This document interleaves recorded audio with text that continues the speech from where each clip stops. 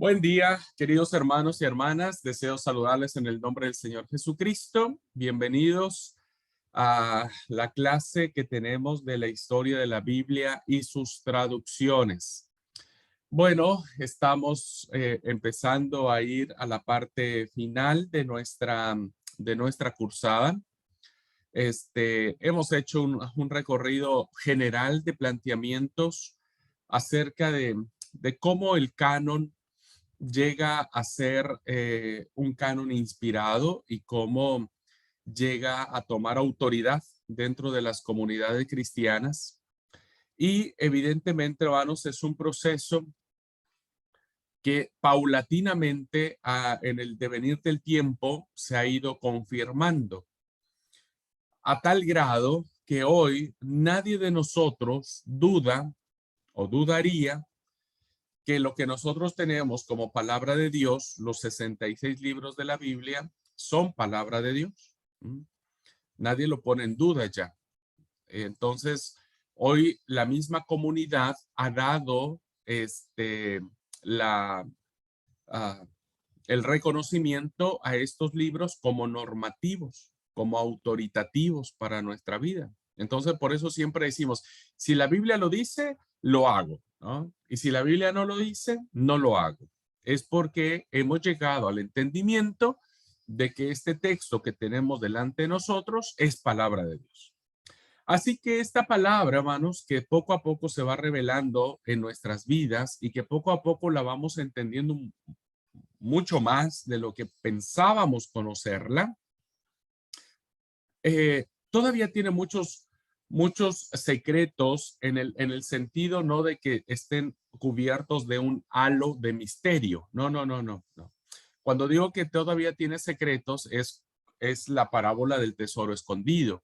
Todavía hay que cavar más hondo para poder encontrar las verdaderas riquezas que encierra el texto sagrado.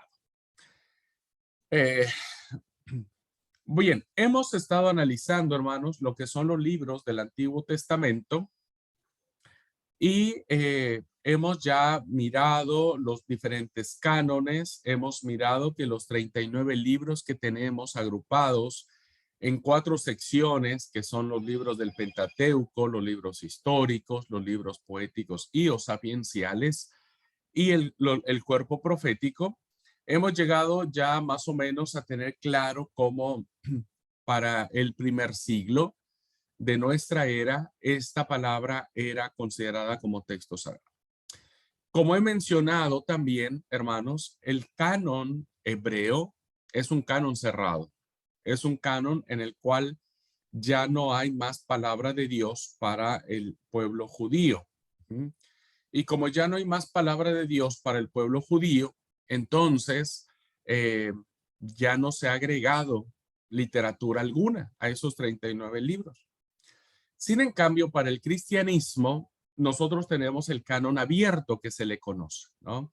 Y el canon abierto es el canon del Nuevo Testamento que es conformado por 27 libros que conforman este canon.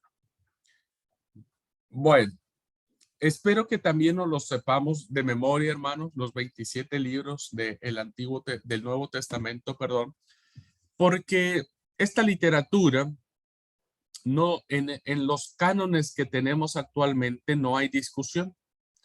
Los 27 libros que nosotros tenemos en el canon protestante o en la Biblia hebrea, en la Biblia protestante, perdón, no el canon, la Biblia protestante, son los mismos que tienen en la Biblia católica o en el canon católico, que serían los grandes cánones, diríamos, que tienen diferencia, ¿no?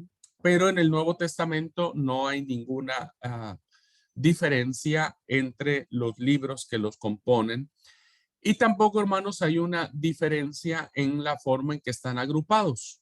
Ujú. Este, Eso se debe a que la Septuaginta ya no abarca los libros del Nuevo Testamento. La Septuaginta solo abarca los libros de la Biblia hebrea y entonces el canon del Nuevo Testamento se va conformando de una sola manera y de esa forma lo vamos a ver en clase, se va tomando como autoritativo. Bien, estos 27 libros están compuestos, hermanos, por diferentes secciones. La primera sección se llaman los evangelios sinópticos. Esa es la primera sección, evangelios sinópticos. Ya explicaré en su momento por qué se le llaman así. Estos evangelios se componen por los tres primeros evangelios, Mateo, Marcos y Lucas. A estos tres evangelios se les llaman evangelios sinópticos. Luego tenemos el evangelio juanino. Muchos lo agrupan como literatura juanina, agrupando todo lo que tiene que ver con Juan, pero para no confundirlos, vamos a decir que el cuarto evangelio se le llama el evangelio juanino, al cuarto evangelio. Porque este evangelio tiene un tratamiento diferente a los tres primeros, por su forma, por su contenido y por en los grandes símbolos que se encuentran en el evangelio de Juan. Juan se maneja por simbolismos. Bueno, luego, hermanos, tenemos un libro histórico, una sección histórica. Y esta sección histórica estará compuesta por el libro de Hechos de los Apóstoles.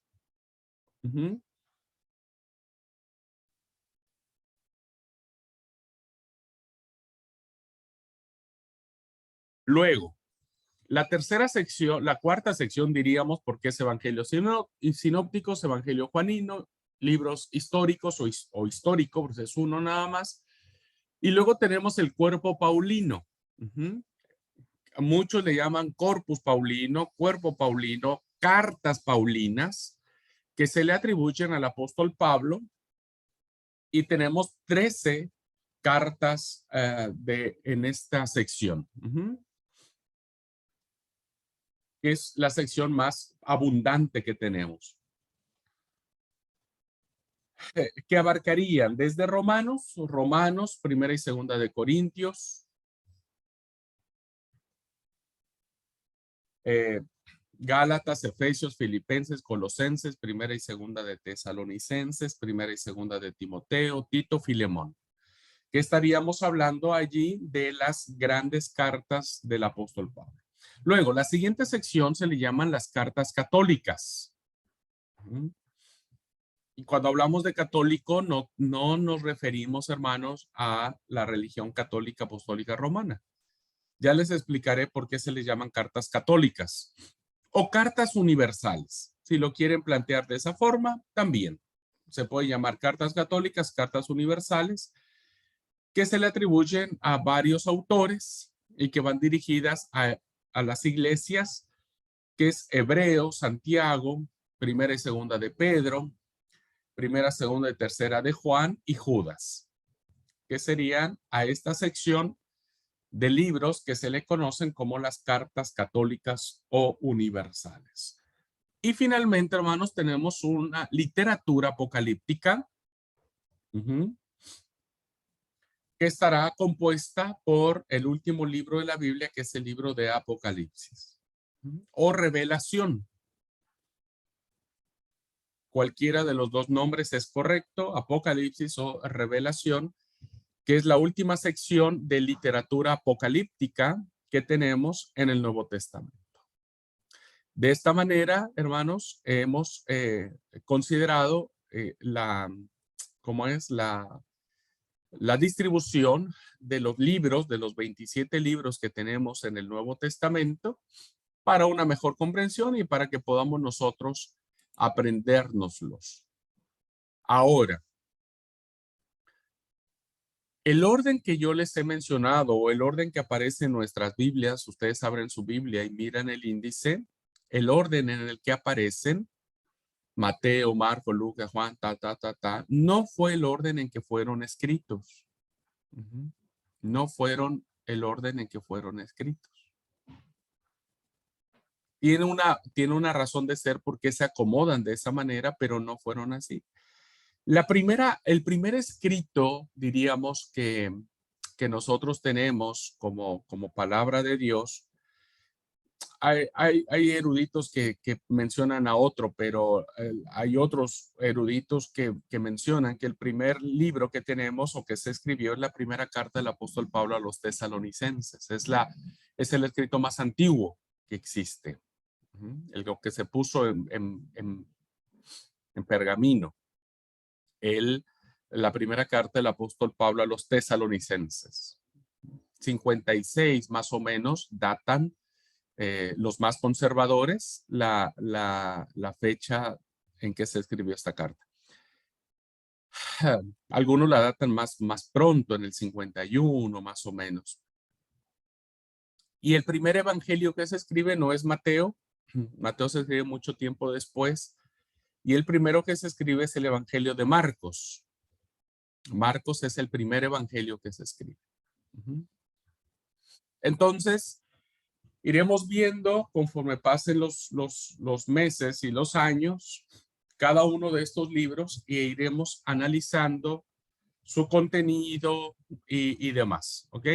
Pero solamente para que hoy ninguno de nosotros tenga en nuestra mente que así como están acomodados los libros de nuestras Biblias, es la forma o ¿cómo se llama? El lugar o el desarrollo que tuvieron para ser escritos. Bueno, dicho lo anterior, hermanos, vamos a entrar a analizar cómo se va dando este proceso de canonización. Voy a compartir la pantalla para compartir la clase.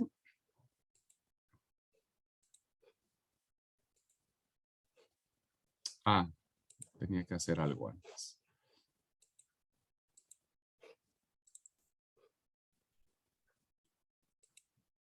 Muy bien.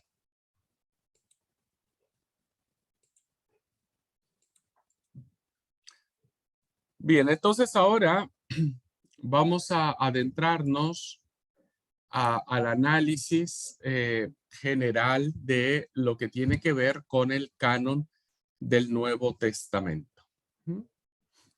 De esos libros que he mencionado. Bien, la Biblia debemos entenderlo, que es el conjunto de libros. Es un libro sagrado del cristianismo. Para nosotros, no solamente el texto hebreo, sino también el texto griego del Nuevo Testamento es literatura sagrada. Son libros santos, diríamos, en términos de Flavio Josefo. Son libros santos. En términos de los macabeos, también el Nuevo Testamento se le considera como literatura sagrada. Para nosotros, hermanos, los cristianos, el cristianismo como tal, no le da importancia mayor a ninguna parte de este texto sagrado. Para nosotros tiene la misma importancia Génesis 1:1 que Apocalipsis, el último capítulo, versículo. Tiene la misma importancia, ¿no? No hay un libro más sagrado que el otro. Aunque ha tenido un desarrollo muy interesante que ya veremos en el Antiguo Testamento, la materia del Antiguo Testamento y materia del Nuevo Testamento, las introducciones. Vamos a ver cuáles son los libros que costaron más trabajo o más tiempo para que se reconocieran como sagrados. Pero una vez reconocidos, para nosotros es palabra de Dios. Entonces podemos afirmar, queridos hermanos y hermanas, que de las páginas de ese libro han bebido o hemos bebido los creyentes a lo largo de los siglos. Este libro ha sido el formador de conciencias, ha sido el que ha ido planteando las directrices, incluso para bien o para mal, de grandes imperios, y ha sido la palabra del Señor alabada por los cristianos y despreciada por sus detractores. se alaba, los cristianos defendemos la palabra de Dios y otros quieren destruirla.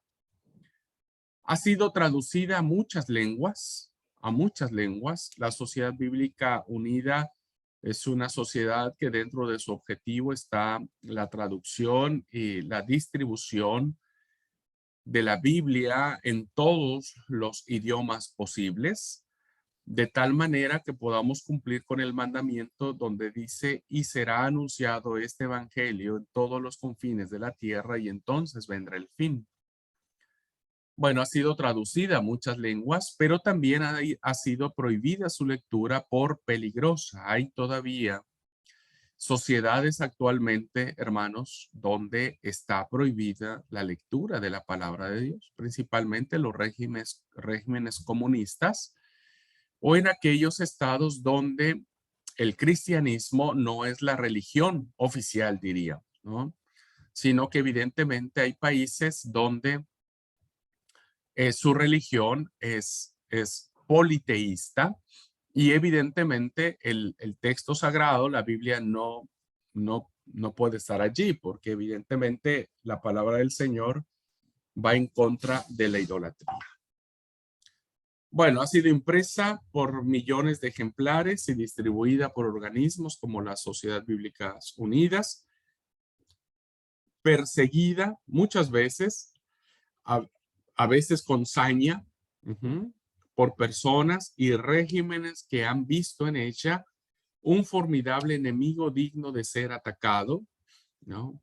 Principalmente a lo largo de la historia hemos analizado cómo los distintos imperios, al sentirse amenazados por este tipo de literatura y mirar que las personas se someten a él, pues hacen que el libro se considere peligroso y han mandado a quemar todo texto sagrado. Ha sido eh, estudiada con sacrificio y con ahínco por millones de discípulos de Jesucristo, incluidos nosotros, hermanos. Somos considerados dentro de estos millones de personas que con mucho sacrificio, a veces eh, con mucha pasión, con mucha dedicación, con con mucho respeto, ¿no? Con temor reverente, nos hemos acercado a estas fuentes de agua para beber de ellas y pues para tratar de que nuestra vida pueda estar acorde a sus enseñanzas porque reconocemos que es palabra de Dios. Pero desafortunadamente, hermanos, también ha sido abandonada en un polvoriento rincón de la casa o del despacho por muchos que se llaman a sí mismos cristianos. Desafortunadamente, muchos, si ustedes recuerdan en la clase pasada, en el testimonio de Flavio Josefo, eh, el concepto que tenían ellos del texto sagrado era que estaban dispuestos a morir con placer con tal de defenderlo. Es decir, había un gran aprecio por parte del texto sagrado porque había un gran conocimiento del mismo, ¿no? Hoy, desafortunadamente, hermanos, hemos de reconocer que la gran mayoría de nuestros miembros de iglesia, incluidos nosotros, hemos menospreciado la palabra del Señor y pocos estaríamos dispuestos a morir por ella. Y tal vez los que estemos dispuestos a morir con placer por defender la palabra del Señor, lo haríamos en muchos de los casos teniendo un desconocimiento total de la palabra del Señor. Y pienso que este libro que ha sido sagrado, ¿no? Que ha sido alabado por muchos, despreciado por otros, que ha sido traducido, que ha sido a veces un texto perseguido, que a veces a muchas personas estudiamos con sacrificio y ahínco estos textos. Otros hermanos nos pasan dos cosas, ¿no? Por un lado tenemos a personas que no le interesa leer la Biblia, ¿no? no les interesa leer la Biblia. Vamos al templo sin Biblia. Ujú. Buscamos cuando el predicador nos dice un texto, una cita, no tenemos ni idea de dónde se encuentra. No sabemos quién escribió ese libro, por qué se escribió, en qué contexto se está escribiendo. Confiamos en lo que nos dice el predicador. Pocas veces tenemos la actitud de los hermanos de Berea, ¿no? Que cuando Pablo predicaba, ellos iban a las escrituras llegando a casa para verificar si efectivamente lo que el apóstol Pablo dijo estaba de acuerdo con la palabra que ellos habían recibido. Hoy, hermanos, los predicadores a veces podemos darnos el lujo de decir cosas que no son correctas, que no son ciertas, y nadie nos diría nada. Nadie se percataría de nuestro error, ¿no? Porque hay un gran desconocimiento del texto sagrado. Hay una gran falta de estudio de la palabra. A veces la leemos por leerla, pero no sabemos qué significa, ¿no? Y finalmente la tenemos guardada en nuestros libreros o en nuestros bolsos o en el lugar donde acostumbremos a ponerla después de que llegamos del culto, si es que llevamos la Biblia y si no, ya no hay más. Por el otro lado, tenemos el tema de que hay muchos hermanos, ¿no? Que sí conocen la palabra, que sí la han leído, incluso se la han aprendido de memoria, pero no hay transformación en sus vidas. Ujú. Siguen comportándose de la misma manera y muchas veces el conocimiento de la palabra los ha hecho muy legalistas, porque a veces hemos tomado textos, hermanos, que por años o por tradición o porque alguien lo dijo, los hemos interpretado de una manera tan literal, que ha hecho mucho daño a la fe cristiana. Ujú. Somos tan literalistas en el texto sagrado que no nos damos cuenta que el mismo texto no tiene muchas, es múltiple en sus riquezas, en sus expresiones y en sus formas de comunicarse. Ujú. No todo es literal en el texto sagrado. El problema es que nosotros lo leemos tan de manera literal que no nos damos cuenta que ese texto o se escribió en poesía o está en símbolo y que para ello necesitamos conocer mucho más a profundidad la palabra del Señor. Entonces, hay muchos cristianos que conocen la palabra de Dios, ya sea para decir, yo conozco mucho de la palabra, pero mal, porque nunca he tenido eh, la oportunidad de profundizar y de hacer una exégesis y una hermenéutica sana del texto. Y en muchos casos usamos el conocimiento que tenemos de la Biblia para pelearnos con otros, ¿no? Como para defender nuestras posturas, nuestros intereses. Cualquiera que sea el caso, queridos hermanos, la Biblia ha sorteado todo tipo de tempestades y en todas ellas ha salido avante.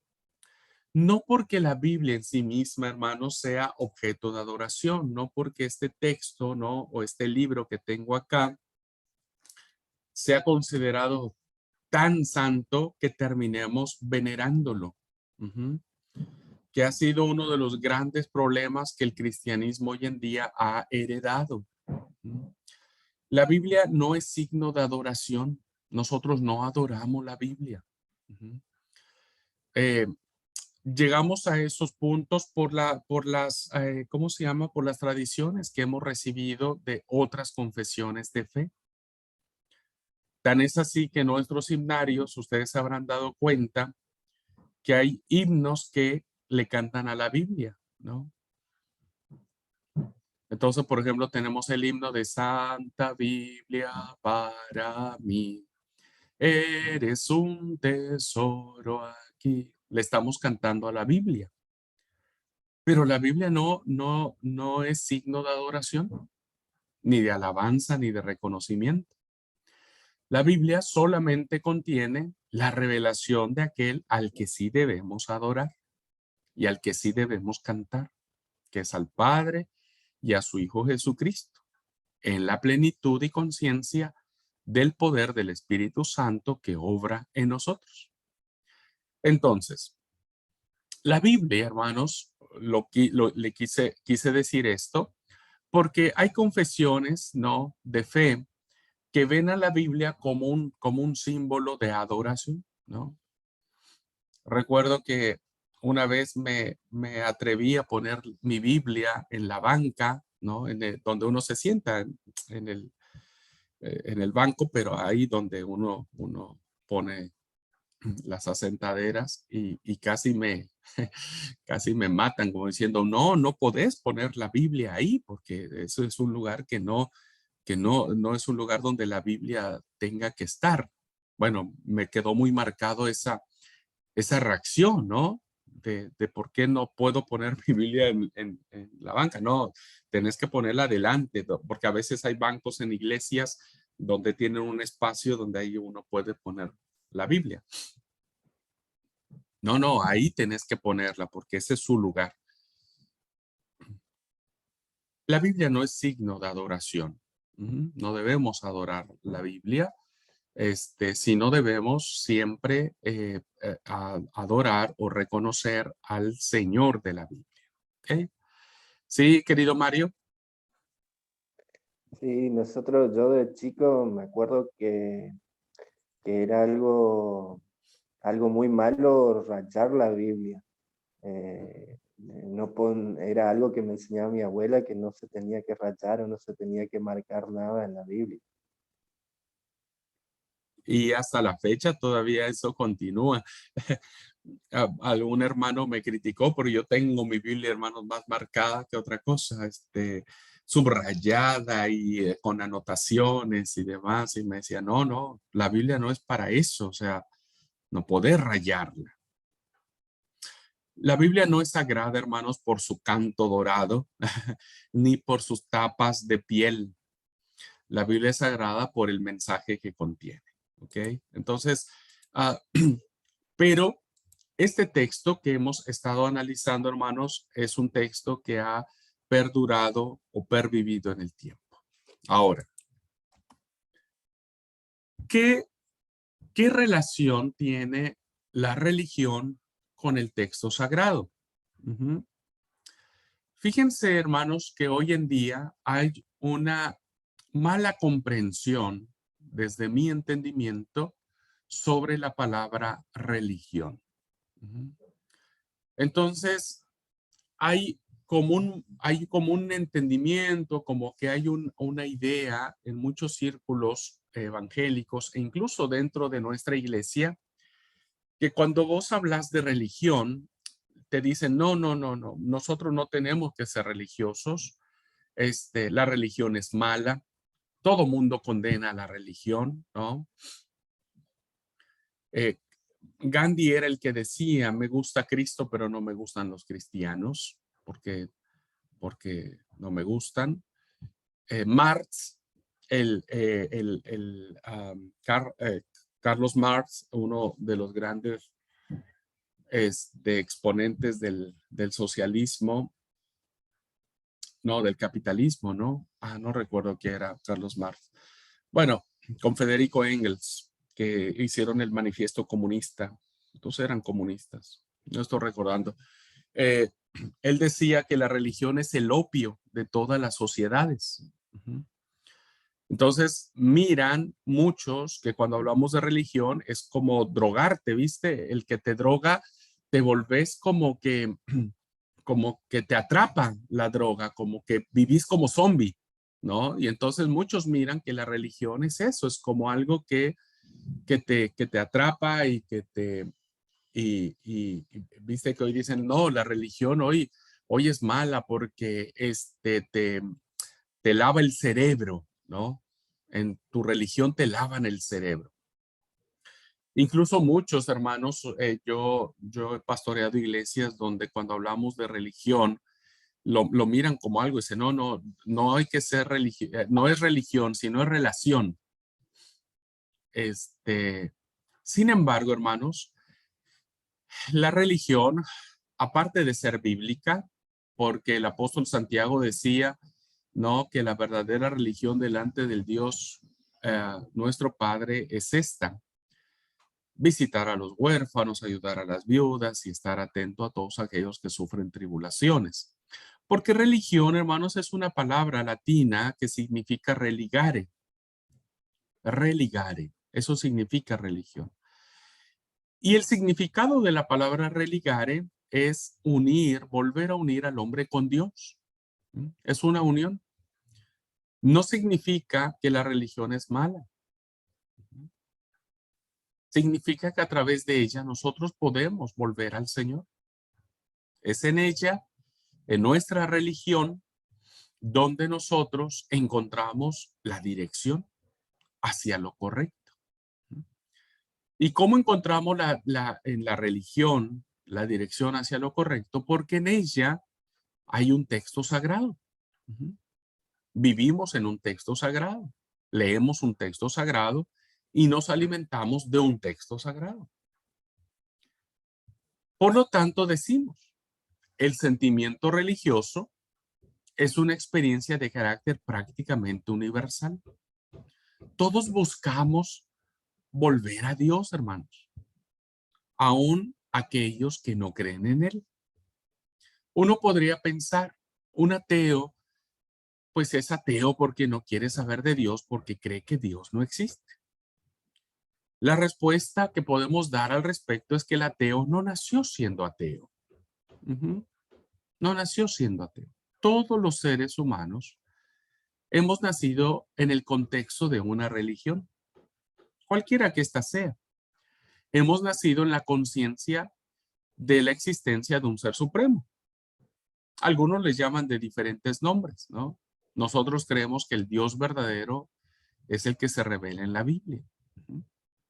Sin embargo, hermanos, el ateo no es ateo porque nació siéndolo así y a los 5, 10 años dijo no creo en Dios. La gran mayoría de las experiencias de estas personas que se declaran ateas o gnósticas es porque han tenido una decepción muy grande de su encuentro con el Señor. Y esa decepción los llevó a reconocer que Dios no existe. Sin embargo, hermanos, el sentimiento de volvernos a Dios es una experiencia prácticamente que abarca a todas las personas por la sencilla razón de que todos fuimos creados a la imagen y semejanza de Dios. Y porque según el texto sagrado nos dice que Dios sopló de su espíritu en el primer hombre y formó a la mujer de su costado. Como parte de esa expresión, sigo leyendo en la diapositiva, como parte de esa expresión y de manera muy particular en las religiones que lograron alcanzar un determinado grado de desarrollo, entonces es como aparecen esta literatura sagrada. Porque los libros sagrados, hermanos, son el reflejo de esa expresión religiosa que tenemos los seres humanos. Es la expresión. ¿Por qué? Porque esos textos van a acomodarse a todas las épocas, a todas las edades y a todas las circunstancias. Entonces, como parte de la expresión que nosotros tenemos, ¿no? De religarnos con Dios, de volver a unirnos con Dios, es como surge la necesidad de tener un texto sagrado, un libro sagrado, algo nos direccione, algo que nos acompañe, ¿no?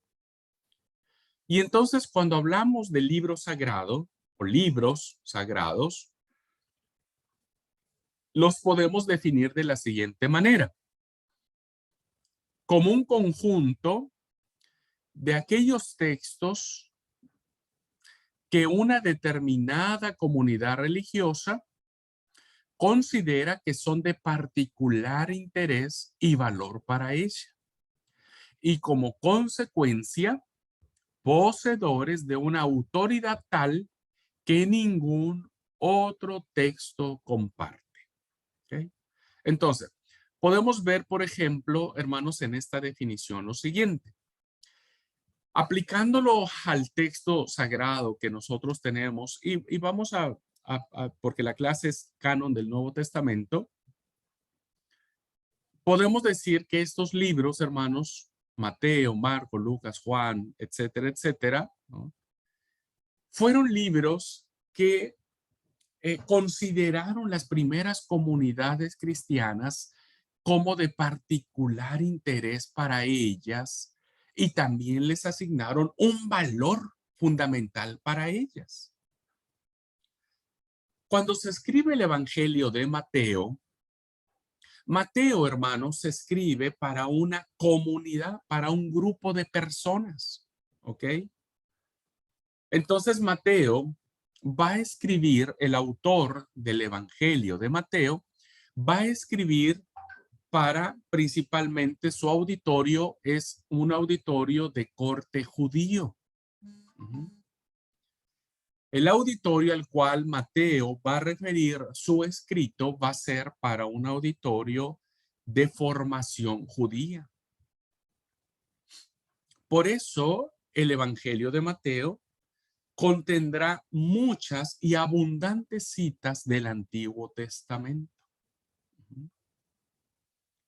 Y entonces, hermanos, ahora vamos a poder entender por qué Mateo abre su libro o abre su evangelio con la genealogía que algún día trabajamos en la materia de predicación, ¿no?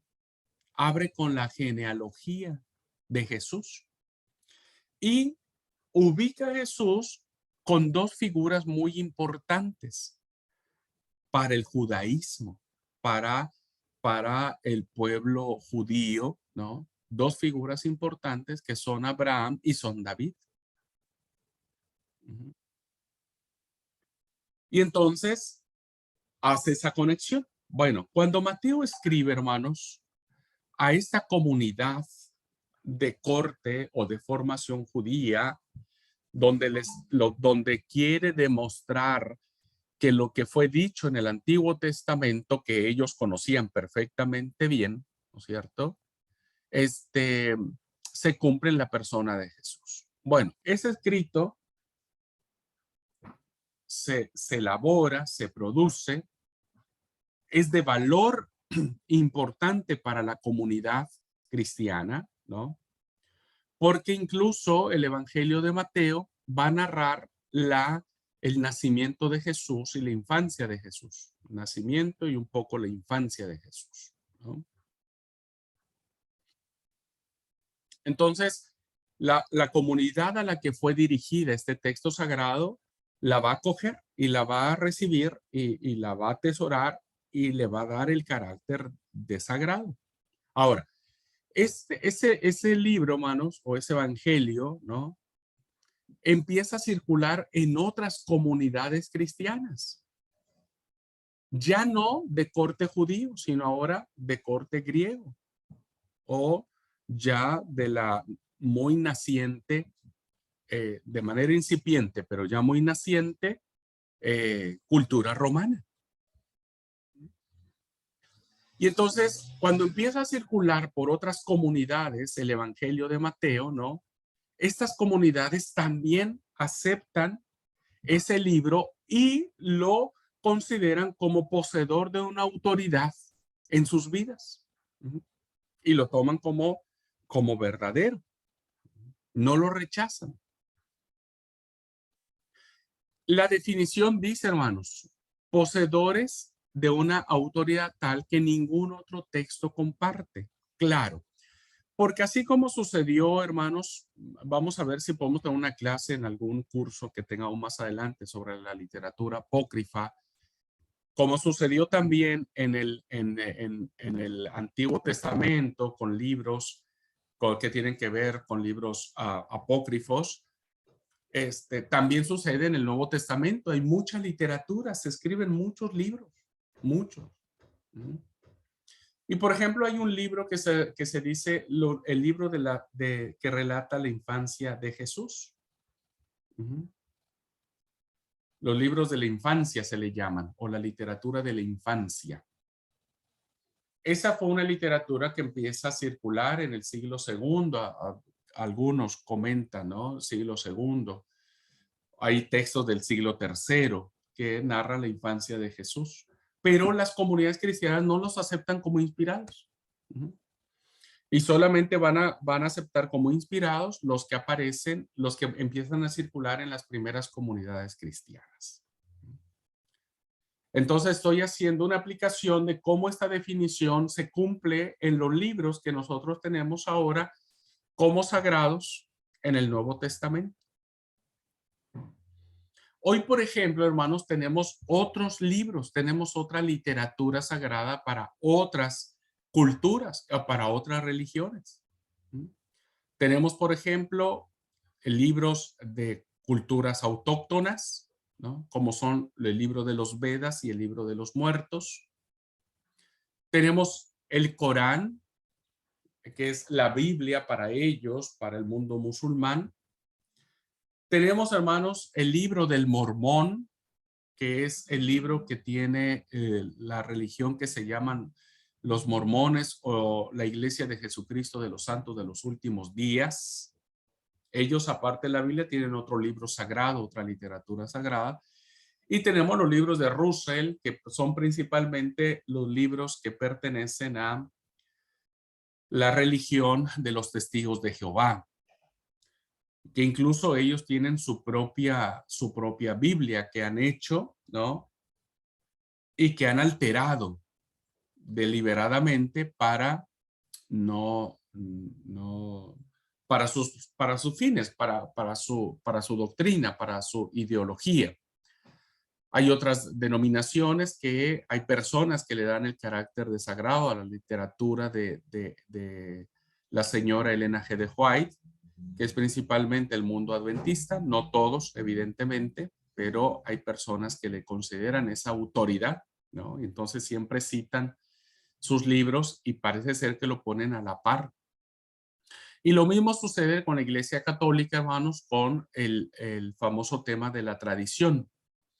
Ellos, por un lado, tienen el texto sagrado y por el otro lado tienen la tradición de la Iglesia, donde el Papa, cuando escribe las famosas bulas, también son consideradas como palabra de Dios, son palabra inspirada. Las diferentes comunidades religiosas entonces interpretan de diversa manera el origen y el significado de su propio conjunto de libros sagrados. Cada uno de ellos defenderá y apuntalará sus razones para entender qué es esto. ¿Por qué hay esta literatura sagrada? Porque es una experiencia de carácter prácticamente universal. Todos necesitamos tener un texto en el cual podamos nosotros sumergirnos. Aún los ateos, ellos se siguen, su texto sagrado es la ciencia, ¿no? Es la ciencia. Lo que es comprobable, lo que es demostrable, entonces creen en eso. Entonces todos tenemos esta necesidad de creer en algo o en alguien, todos. Y para nosotros, evidentemente, la iluminación viene de la palabra de Dios. El cristianismo, entonces, ya apuntando más hacia nosotros, no puede ser la excepción. No podemos nosotros no anhelar tener un texto sagrado normativo. Y por una parte, ¿no? La heredamos del sentimiento judío cuando ellos, ¿no? En todo este proceso que vimos en las clases anteriores, cuando ellos, en este proceso de formación del texto del Antiguo Testamento, también ellos tienen la necesidad de reconocer, de sancionar, de darle el carácter de sagrado a esta literatura que con el tiempo se denominó Antiguo Testamento. Y por otra parte, hermanos, por otra parte, es decir, las comunidades cristianas del primer siglo, cuando se empieza a producir toda la literatura de estos 27 libros, Por la mayoría de las comunidades cristianas, hermanos, eran de corte judío, que traían esa impronta, que traían ya como que esa verdad de tener texto sagrado. Pero también, hermanos, las comunidades cristianas no solamente se fundamentaron en la experiencia que tuvieron los judíos para elaborar literatura sagrada, sino también se desarrolló bajo su propia experiencia, lo que ellos vivieron en torno a la figura de Jesús, evidentemente, claro, porque el Nuevo Testamento, hermanos, surge, se elabora toda la literatura, todos los 27 libros que nosotros tenemos, hermanos, surge a partir de la figura de Jesús. En el caso del Antiguo Testamento no, porque el Antiguo Testamento surge a la luz de muchas circunstancias, de muchos hechos que se fueron dando, ¿no? Muchos. Pero no sucede lo mismo en los libros del Nuevo Testamento, porque en los libros del Nuevo Testamento todo confluye o todo tiene relación con la figura de Jesús. Entonces, las comunidades van desarrollando su propia experiencia, van desarrollando su propia conciencia, van interpretando a la persona de Jesús en función de su propia necesidad de tener algo por escrito. Y entonces eso les hace producir una serie de textos, ¿no? Una serie de escritos que también se van incorporando al conjunto de libros tenidos como de especial valor y autoridad.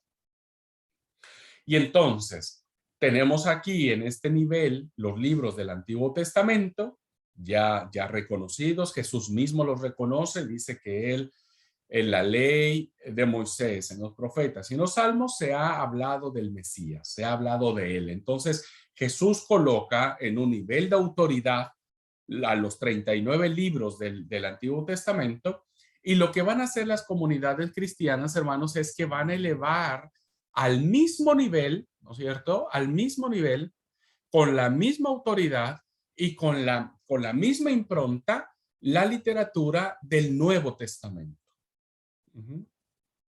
Porque ahora el Nuevo Testamento va a dar la confirmación histórica y teológica de la persona de Jesús. De la persona de Jesús. Entonces, es allí, hermanos, en esta conciencia, en esta experiencia que tienen las comunidades de fe del primer siglo, comunidades que se van extendiendo en Jerusalén, en Antioquía, que fueron los dos grandes centros del cristianismo, ¿no? Y que después, como conocemos en el libro histórico, Pablo hace viajes misioneros en donde empieza a fundar iglesias. Pero no solo Pablo funda iglesias. Por ejemplo, la iglesia en Roma no es fundada por Pablo. No sabemos quién fundó la iglesia de Roma. No sabemos quién fue el iniciador del evangelio.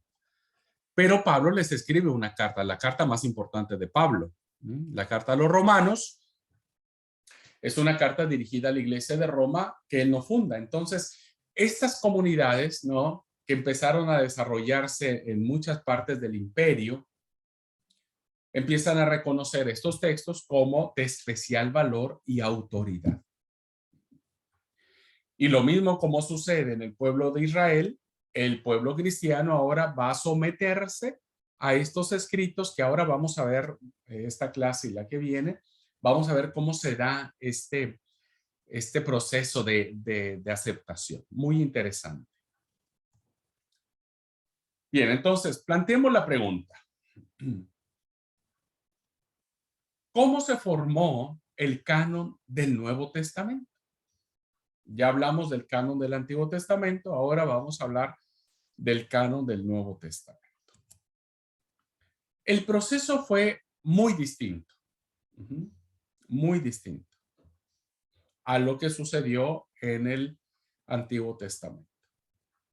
Pero aunque fue más corto el tiempo, hermanos, en que se produce esta literatura, estamos hablando de, no sé, 60 años, 70 años, póngale, ¿no? 7 décadas. O sea, en 7 décadas la literatura cristiana proliferó. 6 décadas, 7. Pero fue muy complejo este proceso. Más rico, sí, porque ahora hay una mejor conciencia, porque ahora las comunidades cristianas, teniendo el antecedente de las profecías y de todo lo que se dijo en el Antiguo Testamento, ahora van a interpretarlo en la persona de Jesús. Eso lo hará sumamente interesante. Porque ahora Mateo va a interpretar a Jesús desde la antigüedad. Y Pablo también lo hará en muchas de sus cartas. Y por lo tanto lo hará muy interesante este proceso. Muy interesante. Este proceso, hermanos, no fue exento de dificultades para poder completar los escritos del Nuevo Testamento, porque los textos que ahora nosotros los conocemos como palabra de Dios, hermanos, se les llaman textos ocasionales. Con ello queremos decir lo siguiente, es decir, que hubo una ocasión o unas ocasiones que provocaron su formación. Dicho de otra manera, esos textos no aparecen simplemente porque sus autores un día se levantaron con ganas de escribir y luego tuvieron la brillante idea de que sería bonito, entre comillas, poner por escrito lo que les había venido a la mente. A ver, miren,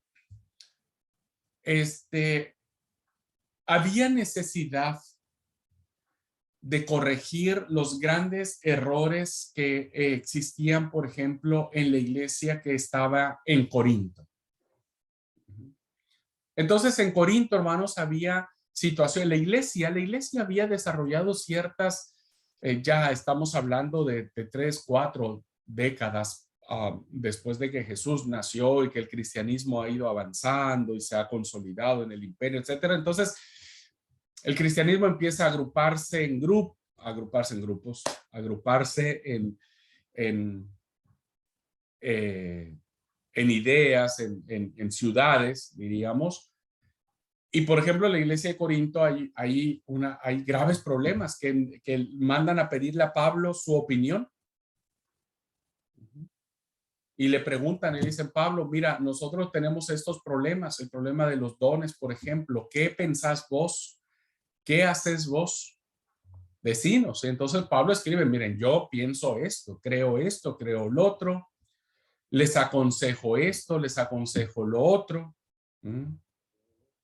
Había un grave problema en la iglesia de Corinto porque en la cena del Señor los ricos, ¿no?, cenaban antes que los pobres, porque los pobres, muchos de ellos eran sus esclavos y primero esa gente tenía que terminar sus labores, sus obligaciones.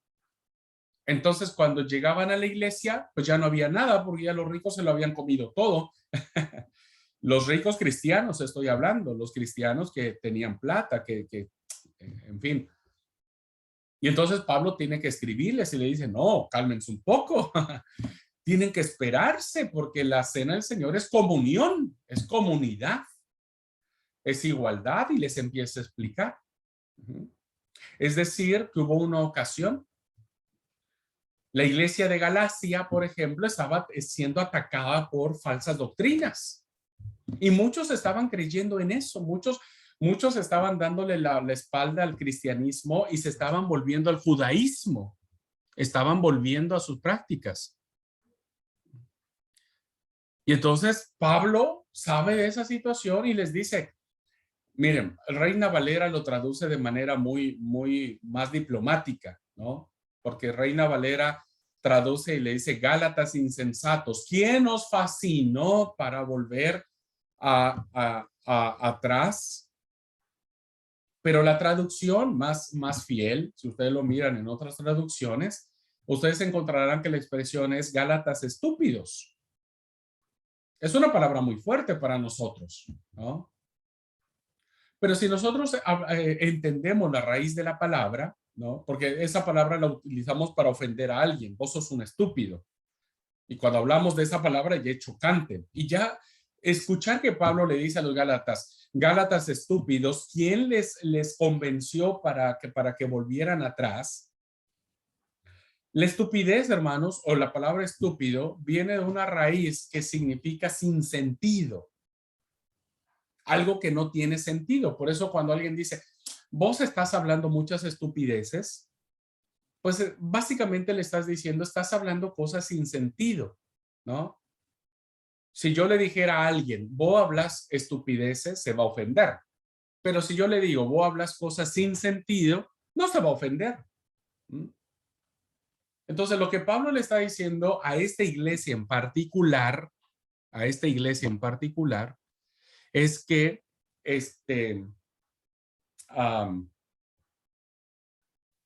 están actuando sin sentido, o sea, sus decisiones, las reacciones que están teniendo los hermanos de Galacia están actuando sin pensar, sin base, sin razones. Por eso les llama Pablo Gálatas estúpidos, porque no están pensando que el evangelio de Cristo no es volver atrás a los rudimientos del mundo, sino que ahora tenemos una nueva vida en Cristo. Y Pablo les empieza a explicar un montón y les empieza a explicar quién es Cristo, y por eso aparece el famoso pasaje ahí del fruto del Espíritu, y les habla acerca de la promesa del hijo de la promesa, que era Isaac, y les habla acerca de con Cristo estoy juntamente crucificado. Es una carta que va dirigida específicamente a la iglesia de Galacia.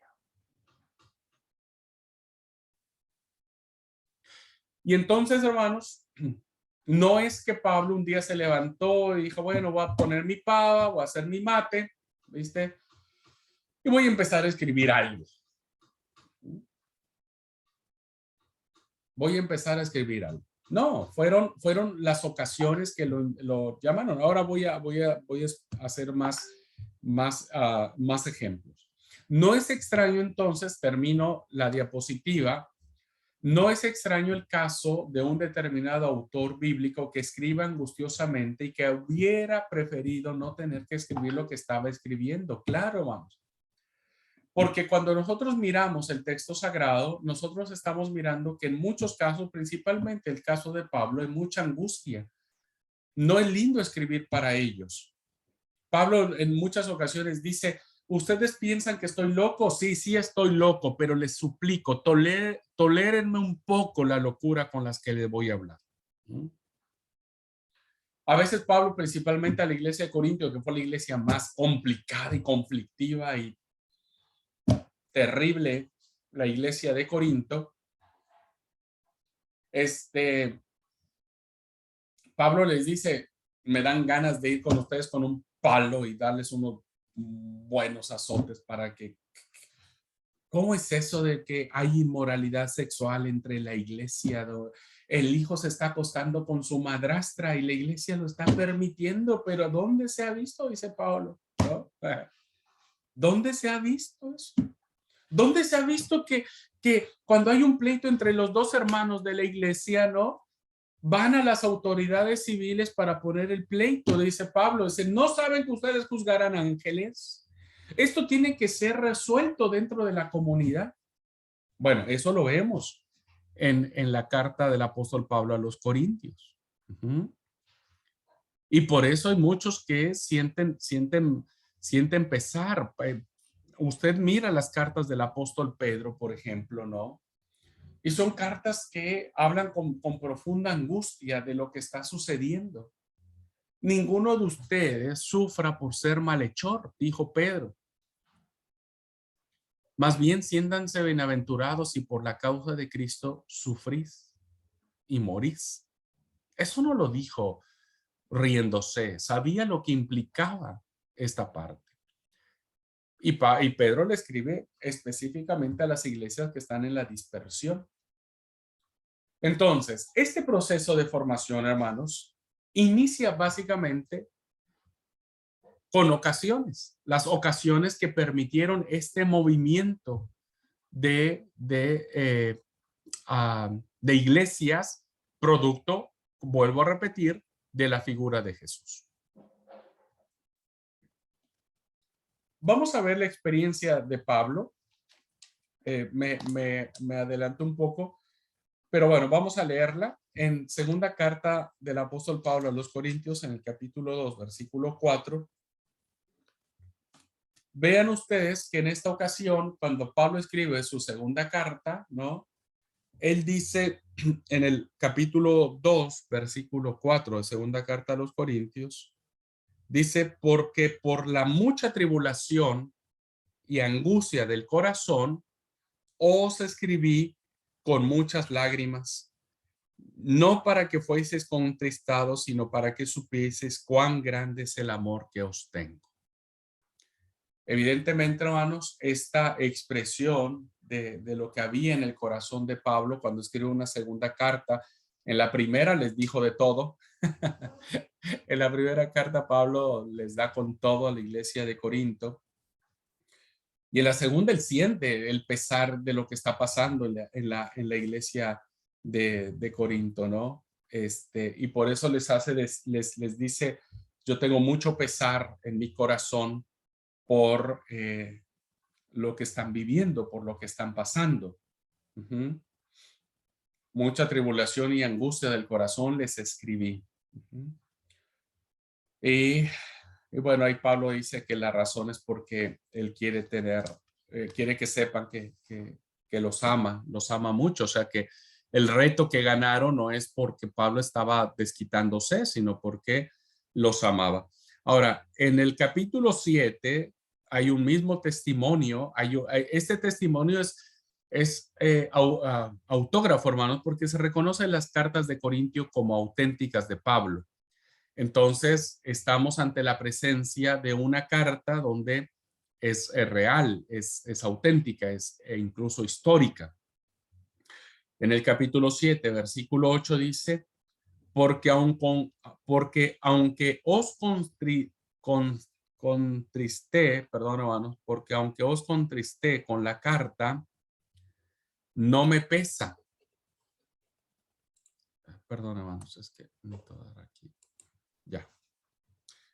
Porque aunque os contristé con la carta, es decir, hablando de la primera carta, Pablo decía, aunque muchos se enojaron y muchos se sintieron por todo lo que les dije, Pablo dice, no me pesa. Aunque entonces lo lamenté lo que había escrito y la forma en que lo escribí y la forma en que se los dije, porque veo que aquella carta, aunque por algún tiempo os contristó.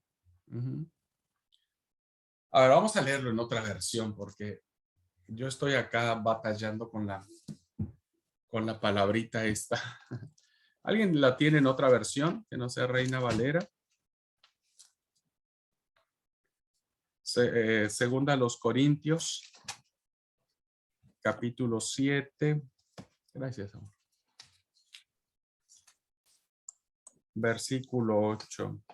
Sí, la tengo. Sí, hermana, por favor. ¿Qué versión va a leer? NBI. Ajá, por favor. Gracias. Segunda de Corintios, capítulo 7, versículo 8. Sí. Si bien los entristecí con mi carta, no me pesa. Es verdad que antes me pesó, porque me di cuenta de que por un tiempo mi carta los había entristecido. Gracias, hermano. Aquí hay una de lenguaje sencillo. Esta de lenguaje sencillo es muy versionada. Es una versión, es una traducción versionada. Que no se atiene tanto a las reglas de la traducción, sino trata de decir más bien en un lenguaje que nosotros entendamos. Dice, la carta que les escribí los entristeció, pero no lamento haberla escrito. Lo lamenté al principio, pues supe que por un tiempo esa carta los llenó de tristeza. Bien, con este testimonio, hermanos, entonces encontramos que había un sentimiento por parte de un escritor, en este caso de Pablo, de lo que significaba haber escrito eso, ¿no? Pablo nunca, como vamos a ver más adelante, nunca pensó que su literatura o su carta nosotros la íbamos a considerar como palabra de Dios. Él la escribió para la iglesia de Corinto.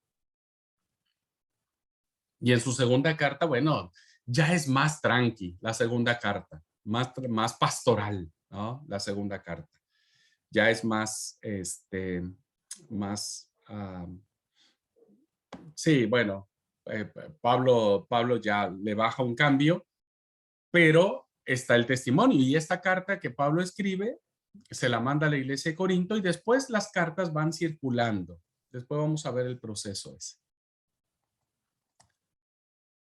Entonces, hermanos, fueron muy diversas las ocasiones o circunstancias que movieron a los diferentes autores del Nuevo Testamento a poner en papiro, que era el principal componente de la época, después se pasó a pergamino, sus pensamientos, sus exhortaciones, sus esperanzas, sus oraciones. El material que incluye esta obra, es decir, los 27 libros del Nuevo Testamento, es muy variado. Y que fueron las causas que de alguna u otra manera originaron que se diera el canon del Nuevo Testamento. En el canon del Nuevo Testamento, hermanos, hay muchas predicaciones u homilías, ¿no? Muchas predicaciones. Encontramos principalmente sermones interesantes. El sermón que dio el apóstol Pablo en Hechos de los Apóstoles en el Areópago griego es uno de los grandes sermones que aparece, ¿no? Los grandes sermones de Jesús, ¿no? El que se le ha denominado, por ejemplo, el gran sermón de la montaña o el sermón del monte. Ese tipo de sermones están dentro del texto sagrado. Hay cuentos, hermanos, que Jesús contaba, que nosotros los llamamos parábolas. Y Jesús era un consumado e inigualable narrador, ¿no? Esto es algo que, bueno, no pudimos explotar mucho en la clase de predicación. Tendríamos que haber abordado el tema de las parábolas en la enseñanza de Jesús, porque Jesús enseñaba así, hermanos, enseñaba con parábolas, porque las parábolas fueron lo que más quedaron en la mente de los discípulos. Por eso fueron capaces después de reproducir esas palabras, porque cuando Jesús pronuncia esas parábolas, hermanos, no hay nadie quien escribe en ese momento. O sea, nadie las está escribiendo. Pedro no dijo, a ver, Señor, decime otra vez, ¿cómo era la parábola del pobre, del rico, del fariseo? O sea, no estaba ahí Andrés diciendo, me repetí, Señor, porque no sé qué dijiste. No, necesito que me repitas. No, eso no sucedía. Las parábolas fueron dichas mientras iban caminando, se sentaban bajo un árbol y el Señor les decía, les voy a contar algo. Entonces, sí, Señor, decinos, ¿qué nos va a hacer? Miren, había una vez, ¿no? Un sembrador que salió y demás. Ah, qué linda parábola. Bueno, al año, ¿ustedes se acuerdan de la parábola que les dije? Ay, Señor, ¿qué parábola nos dijiste? La del sembrador. Ah, sí, vos nos dijiste un día, hace un año, o hace 2 meses, o hace 3 meses, no importa. Nos dijiste que un hombre salió a sembrar. Ajá, sí, exacto, eso. Después de otro tiempo, les voy a contar otra parábola. Señor, dale. ¿Qué otra parábola? Había un hombre que tenía 2 hijos. Y entonces el menor de ellos fue y le reclamó y le dijo al papá, dame toda tu herencia. Y los discípulos así, viste, y bueno, no había nadie ahí para que registrara las parábolas.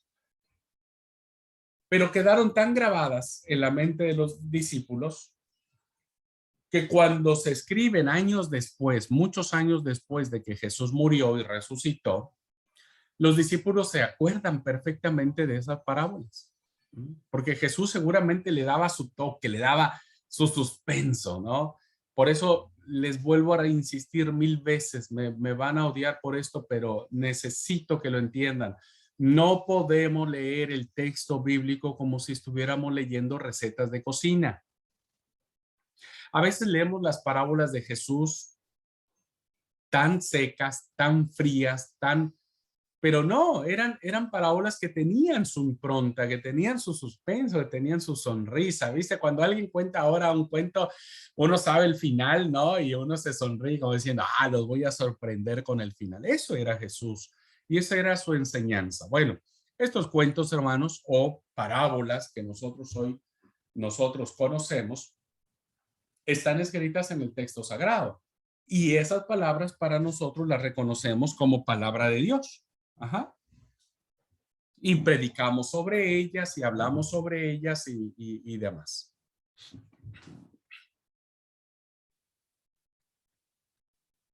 Hay relatos, hermanos, de acontecimientos, hay oraciones, hay exhortaciones, hay visiones proféticas y apocalípticas.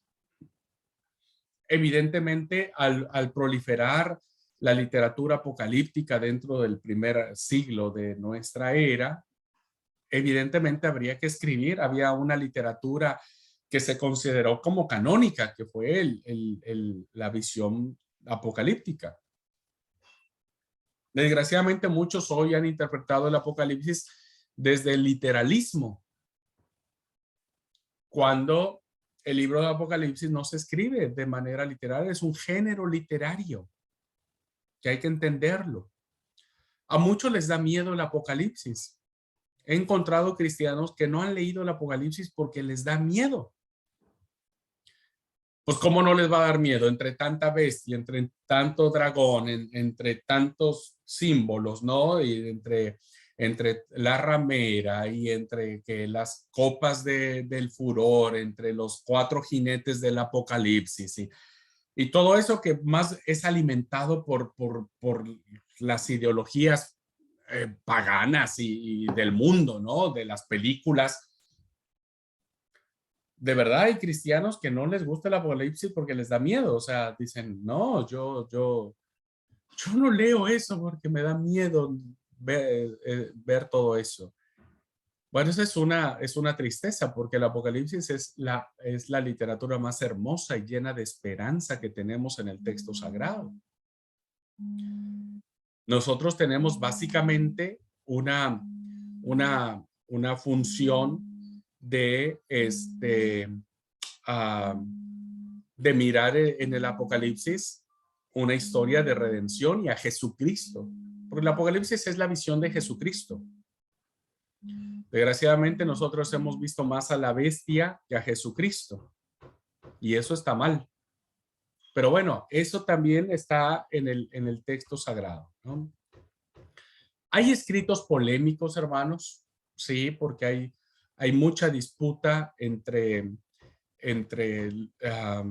hay conflictos entre las iglesias, hay, ¿cómo se llama? Escritos donde hasta la fecha nosotros no sabemos cómo interpretar cuando Pablo le dice a Timoteo que la mujer engendrando hijos se salvará. Esa es una expresión, hermanos, que nosotros aún todavía no se entiende muy bien qué es lo que quiso decir Pablo. Entonces, si nosotros no entendemos lo que está sucediendo en el contexto, vamos a tomar esa palabra y vamos a condenar a las mujeres, por ejemplo, que no tienen hijos. Entonces, las que no tienen hijos no se van a salvar.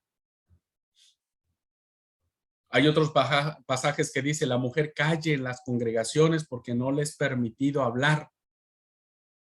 Y entonces todos lo toman de manera literal, ¿no es cierto? Y entonces por eso la mujer no puede hablar en el templo. Hay cartas personales, como las cartas de Tito, de Timoteo, que son cartas muy, muy pastorales. Hay secciones poéticas porque hay cánticos, hermanos.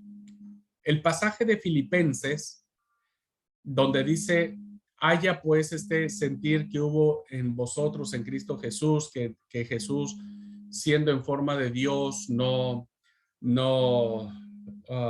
se aferró a ser igual a Dios, sino, conocen ese pasaje, ¿no? Ese pasaje dice, y toda lengua confiese que Jesucristo es el Señor. Eso era una canción. Ese es un cántico de las comunidades primitivas, hermanos. Era una canción. Era un himno que se entonaban en las reuniones de iglesia.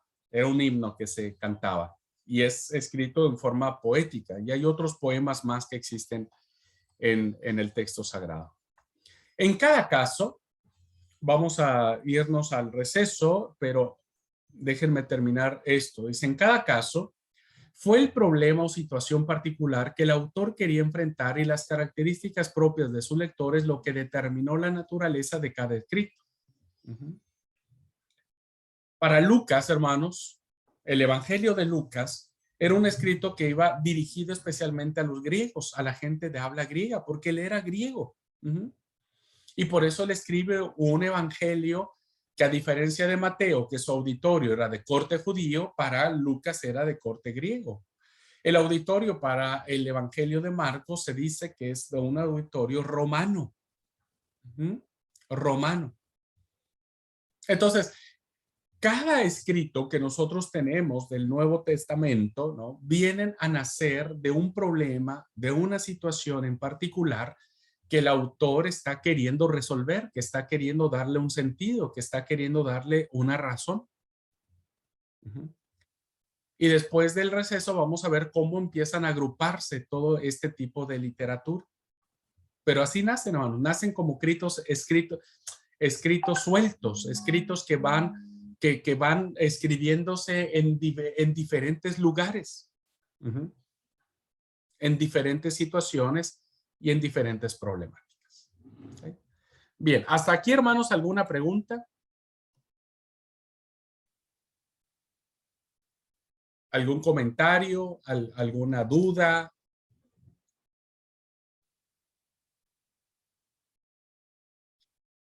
Como dice el profesor Ismael, ¿vamos bien?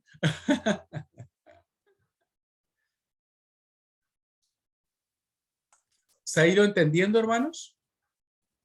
Sí, se entiende. Muy buena la clase. Muy interesante. Muchas gracias, pastor. Gracias a Dios, Esther. Gracias a Dios. Bueno, entonces vámonos al receso.